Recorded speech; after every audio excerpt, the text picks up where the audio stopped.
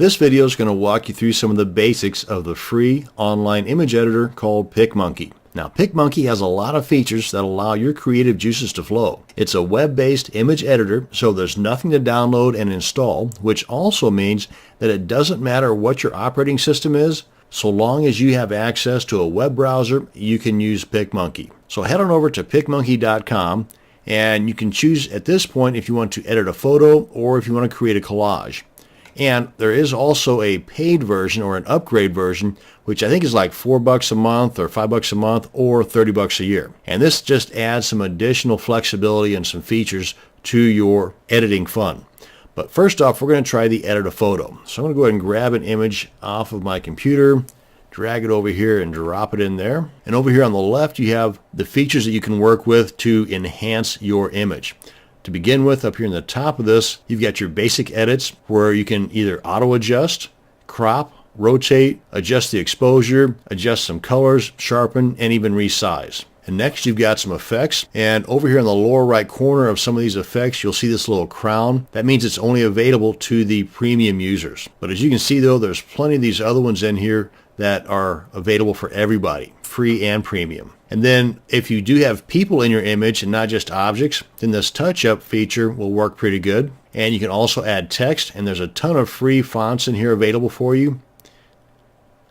All you have to do is just click on Add Text. A little text box pops up here. Type in your text and make it whatever font you want. And depending upon the font that you choose, you'll either have the bold and italic available, or neither, or one or the other. You can adjust the size and the color, and even just delete the whole thing altogether if you don't need it. And you can also add overlays. These are pretty cool. There's a ton of these in here that are available for the free user, and there are even more for the premium users. Plus, if you want to add an additional overlay of your own, you can do that by clicking on this button here. You can put a border around the whole thing, and you can even make further adjustments to that border.